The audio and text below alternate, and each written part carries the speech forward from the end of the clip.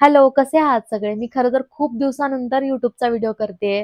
कारण मी म्हणजे असं होतं, की YouTubeच्या व्हिडिओला खूप जास्त मेहनत घ्यावी लागते, खूप जास्त वेळ लागतो आणि तेवढा वेळ अजिबात मॅनेज होत नव्हता माझ्याकडून. सो आता मी ट्राय करते, की मी आठवड्यातनं 1 ते 2 वेळा हे व्हिडिओज मी तुमच्यासोबत शेअर करावे.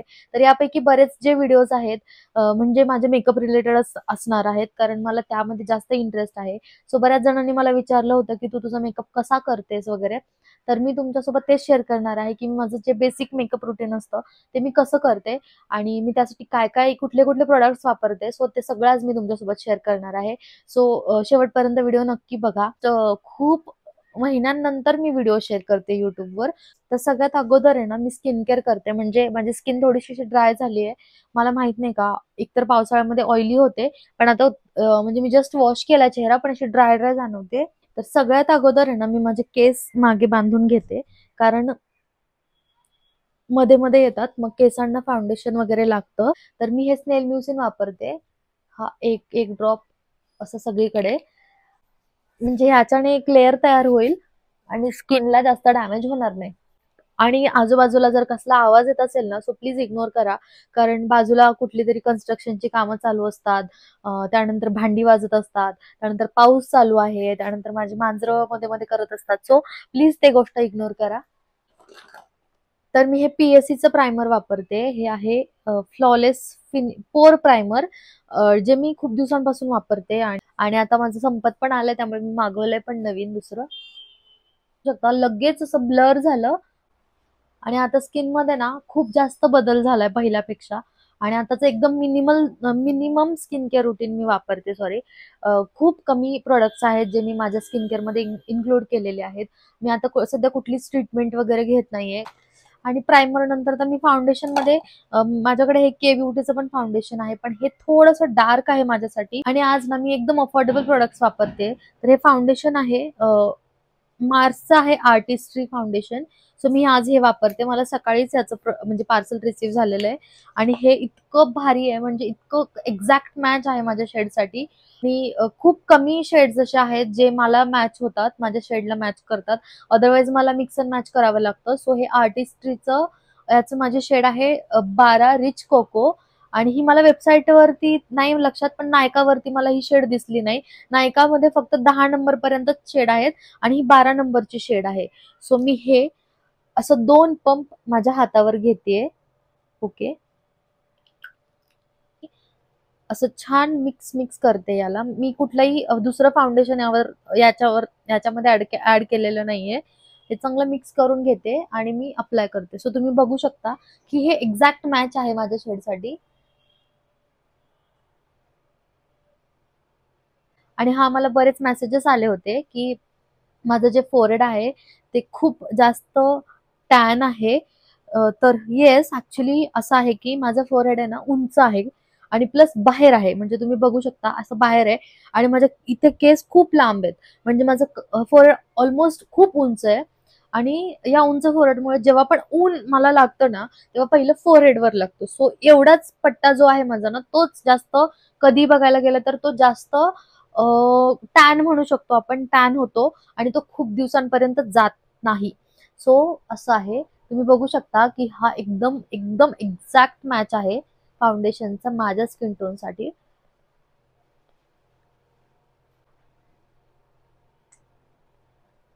आणि हे जे ब्युटी ब्लेंडर आहे हे टीराचं आहे आणि खरंच खूप छान आहे. आधी माझ्याकडे होतं, पण ते ना इतकं सॉफ्ट नव्हतं आणि इव्हन मला असं हेवी हेवी जाणवायचं याच्या आतमध्ये. सो हे एकसारखं आहे सगळीकडे. आता तुम्ही बघत असाल की फोरहेड वरती ना इकडे जास्त डार्क असल्यामुळे मी फक्त आणि फक्त असं टॅप टॅप करते, म्हणजे ते इवन वाटेल. आता मला एवढा लांबच दिसत नाहीये, म्हणजे मला प्रॉपर दिसेल की मी कसं ब्लेंड करते.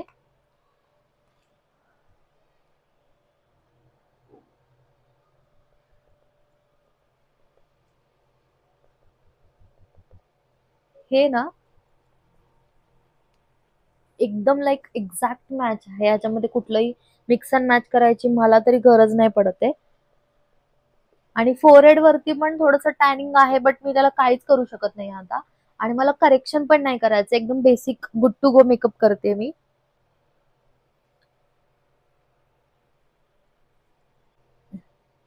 आणि हे ना फाउंडेशन फुल कव्हरेज आहे, त्याच्यामुळे ना दुसरं काही लावण्याची गरज नाही पडत आहे आपल्याला.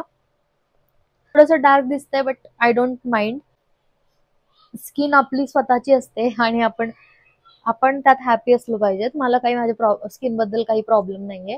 सो आपण जेव्हा फाउंडेशन अप्लाय करतो त्यावेळेला मी माझ्या कानांना पण मी छान कव्हर करून टाकते त्यामध्ये. त्याचबरोबर आपल्याला आपला नेक एरिया पण चांगला कव्हर करायचा आहे, म्हणजे हे एकसारखं दिसेल. ओके. यानंतरची जी स्टेप असणार आहे त्याच्यामध्ये मी वापरते मेबेलिनचं इन्स्टंट एज रिवाइंड कन्सिलर, ज्याची शेड आहे कॅरमल. सो मी एकदम कमी कमी वापरणार आहे, एकदम थोडस असं इथे आणि एकदम थोडस इथे. ओके. तर हे पण एक्झॅक्ट माझ्या शेडचंच आहे. सो मी हे जे माझं कॉर्नर आहे ना ब्युटी ब्लेंडरचं, त्याने ब्लेंड करणार आहे.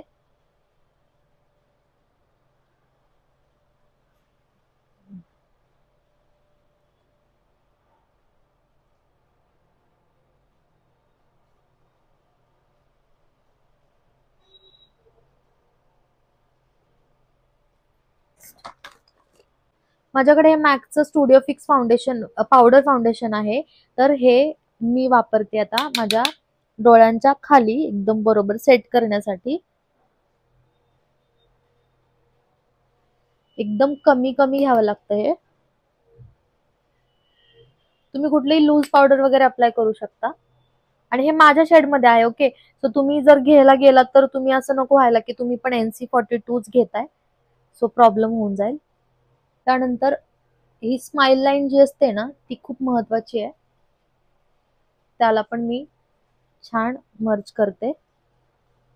ऑल्सो हा टी झोन थोडा आपला ऑइली असतो, सो आपण त्याला पण कव्हर करून टाकूयात. मी थोडस कॉन्टोर जे आहे आपण ते ट्राय करूयात. मी ट्राय करते हे एल्फचं कॉन्टोर. मला खरंच असं अजिबात अशी मी कम्फर्टेबल नाही कॉन्टोर वगैरे लावण्यामध्ये, पण मी तरी पण आज ट्राय करणार आहे. सो आपण बघूया काय होतंय. सो याचा वॉन्ड खरंच खूप छान आहे, तुम्हाला दिसत असेल खूप जास्त थिक आहे. सो हे मीही आज ट्राय करते.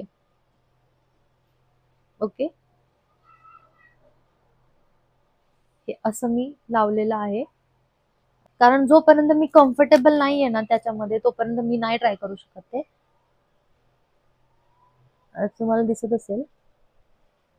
ओके.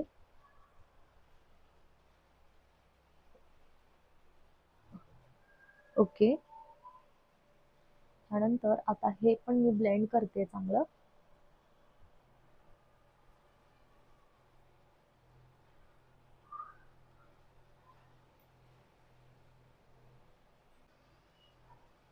अशा प्रकारे माझा बेसिक बेस तयार झालेला आहे. नेक्स्ट स्टेप आहे आय शॅडो. तर हे मी नवीनच मागवलेलं आहे, मार्सचं बॅक टू बेसिक्स पॅलेट, जे खूप सुंदर आणि प्रिटी प्रिटी कलर आहेत याच्यामध्ये पण.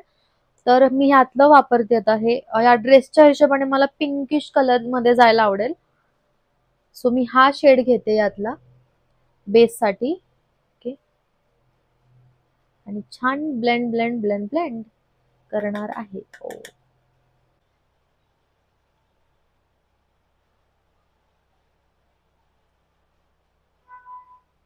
हो, छान आहे कलर.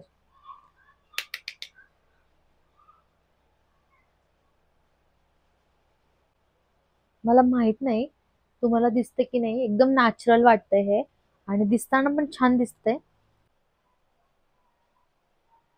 हे जे ब्रश आहेत आय मेकअपचे हे PSC चे आहेत, जे मी खूप दिवसांपूर्वी घेतलेले आहेत. तर आता मी यातला छोटूसा ब्रश घेते आणि याच्यामधला ना हा थोडासा असा ग्लिटरी कलर आहे. हा ब्रश पडला. हा एक आहे, तो मी घेते. थोडासा असा ब्राउनिश ग्लिटरी कलर आहे, सो मी तो अप्लाय करते. ओके.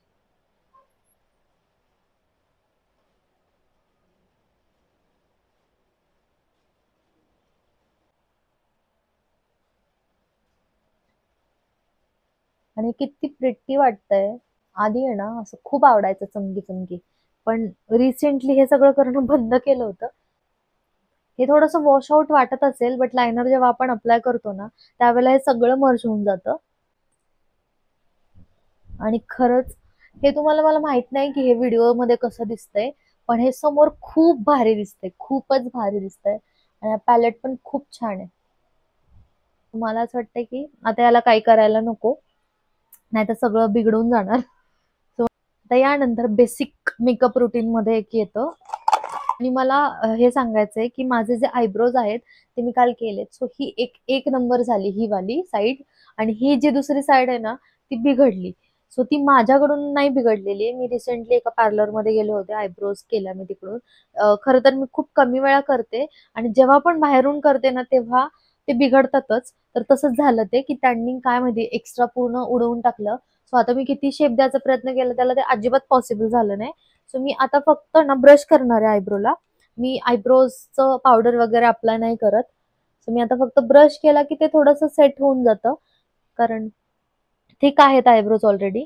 तर आता लायनर अप्लाय करते, आणि लायनर ना मी हे मेबेलिनचं वापरते, जे की मी 2018 पासून, 17-18 पासून वापरत असावी. मला हे लायनर खूप जास्त आवडतं. म्हणजे मी कितीही चेंज करण्याचा प्रयत्न केला ना तरी पण मी हे लायनर नाही सोडू शकत. म्हणजे मी खूप सारे लायनर्स वापरून पाहिलेत, पण हे मला जास्त आवडतं, जेल आय लायनर. तर मी हे अप्लाय करते एकदम छोटूस.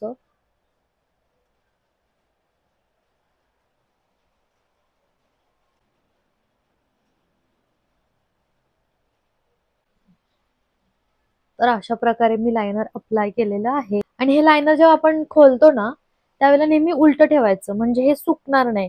तर हे सुकलं ना ह्याचं काहीच काम राहत नाही, खराब होऊन जातं पूर्ण. ओके, हे मार्सचं ब्लश आहे, हे पण खूप छान आहे. तर मला थोडंसं लिफ्टेड दाखवायचं असेल ना तर मी इकडे लावेल ब्लश. ओके ओके, सो हे झालं लिफ्टेड. आणि मला चबी चबी दाखवायचं असेल तर मी इथे लावते, जे मी कधी लावू शकते, कधी पण चेंज करू शकते माझं माइंड. सो मी या ब्युटी ब्लेंडरनेच हे मर्ज करेन.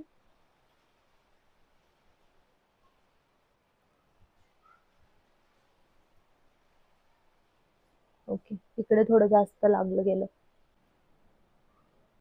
आणि हा जो पावडर ब्रश आहे, मला नेहमी सवय आहे की जेव्हा पण मी ब्लश ऍप्लिकेशन करते ना त्यावेळेला पावडर ब्रशने परत एकदा हे असं घालून टाकते, म्हणजे ते नॅचरल दिसतं अजून. ओके, सो अशा प्रकारे बेस, अशा प्रकारे म्हणजे अशा प्रकारे हा बेस तयार झालाय. मस्कारा अप्लाय करणार आहे, जो की क्लिनिकचा आहे. आणि हा पण बेस्ट मस्कारा आहे. तर लिपस्टिक लावण्या अगोदर हे जे लिप्स आहेत हे आपल्याला त्याच्यावरचं लिप बाम काढायचंय.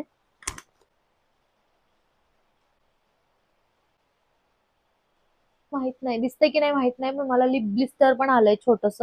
तरी पण माझी हिंमत बघा, त्यावर पण मी मेकअप अप्लाय करते. तर लिपस्टिक मी हीच अप्लाय करते, माझी नायकाची चाय. ही लिपस्टिक अप्लाय केल्यानंतर 2 मिनिटं लागतात ह्याला सेट व्हायला. आणि यानंतरची स्टेप आहे मेकअप फिक्सर, जे की मी PSC चं वापरते.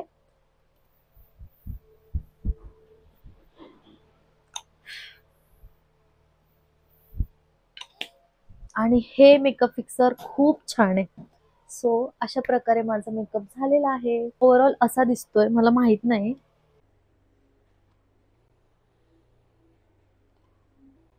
सो माझा मेकअप असा झालेला आहे, आणि तुम्हाला मे बी दिसत नसेल पण खूप जास्त पाऊस पडतोय बाहेर, आणि थोडंसं मला पण अंधार अंधार वाटतं. एकतर मला दिसत नाही, आणि त्यामध्ये हा असा पाऊस वगैरे अजिबात थोडं पण ऊन नाहीये. तर माझा मेकअप ऑलमोस्ट झालेला आहे सगळा. मेकअप फिक्सर वगैरे सगळं अप्लाय केलंय. आणि तुम्हाला हा मेकअप लुक कसा वाटला ना मला कमेंटमध्ये नक्की सांगा. आणि तुम्हाला जर अजून असे व्हिडिओ पाहायचे असतील तर ते पण मला कमेंटमध्ये सांगा, मी नक्कीच तसे व्हिडिओ घेऊन येईल. So thank you for watching, bye.